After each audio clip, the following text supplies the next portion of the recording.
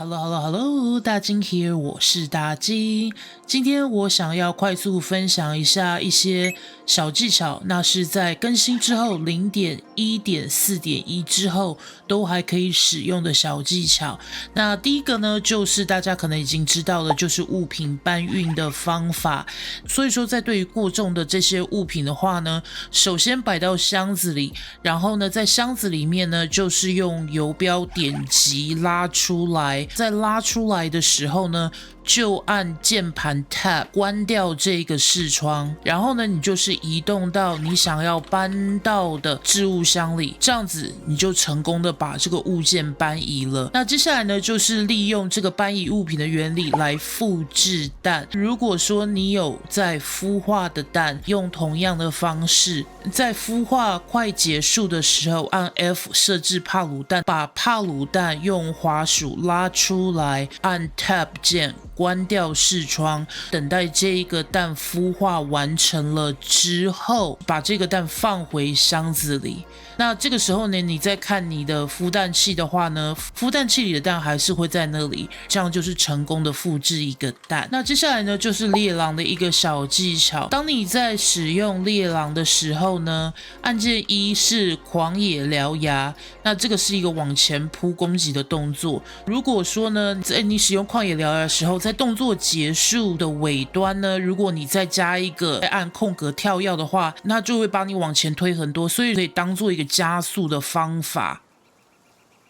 这还有呢，就是大家可能已经知道的塔主的收集方式。那基本上呢，就是使用村民的 NPC 攻击这个村民的 NPC， 然后让他追杀你，追到高塔里，然后让村民射击爆电熊。那这个时候呢，爆电熊呢就会跑到角落去，然后呢，你用各种的帕鲁球呢马上收集到它。那在之前我的直播里面，我在试这一个小技巧的时候呢，我总是没有办法成功。后来呢，我发现，因为我很喜欢使用魅魔，还有像雷鸣童子的这种的帕鲁呢，如果你摆项圈的话，那它就会留在外面一直跟着你。虽然把它放成不要攻击的模式，但是呢，在挑战爆电熊的时候，不知道为什么的会去攻击。如果有朋友还没有收集到这个塔主的帕鲁，有可能要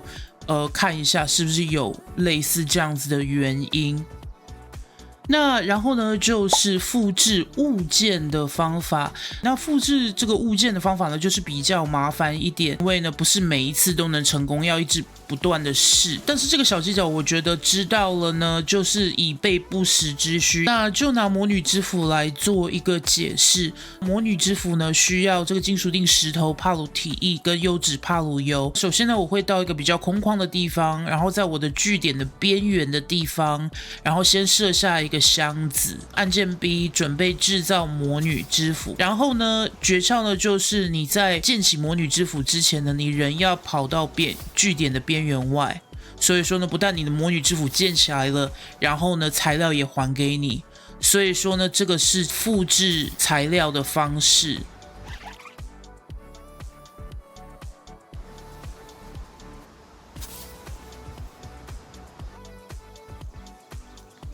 那接下来呢，就是洞穴和地层的小技巧。那首先呢，就是每一个洞穴的帕鲁魔王呢，都是可以重置的。那所以说，如果你不喜欢你看到的帕鲁魔王的话呢，你可以回到就是大厅的部分，然后呢，有的地方就是中间一个大亮亮的圈圈的地方，那有的地方呢，就是过一个桥到一个大厅的地方。所以回到大厅，然后再回来，然后你就会发现你的帕鲁重置了。那第二个呢，就是如果说你想要完全就是直接跳过帕鲁的话呢，那你就要准备一个坐骑，不管是飞翔的坐骑或者是陆行的坐骑都可以。然后呢，绕过魔王，不管是沿着边边跑过去或飞过去，或者是呢，如果说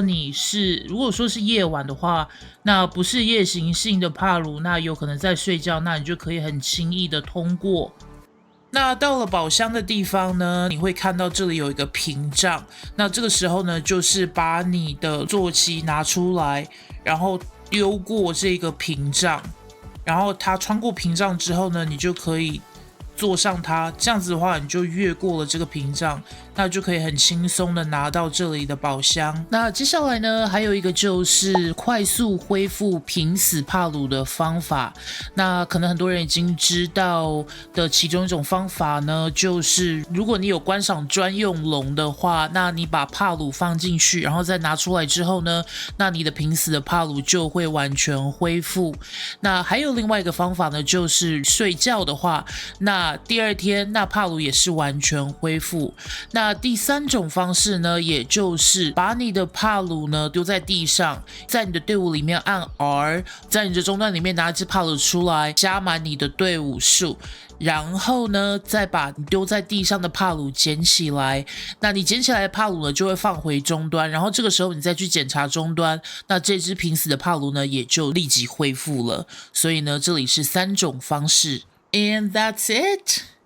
如果还喜欢这期的话，请帮助我订阅、按赞，非常感谢你的收看，我们下次见 ，Have a good one， bye bye。你说苦笑常常陪着你在一起有点勉强，该不该现在休？不想太多，我想一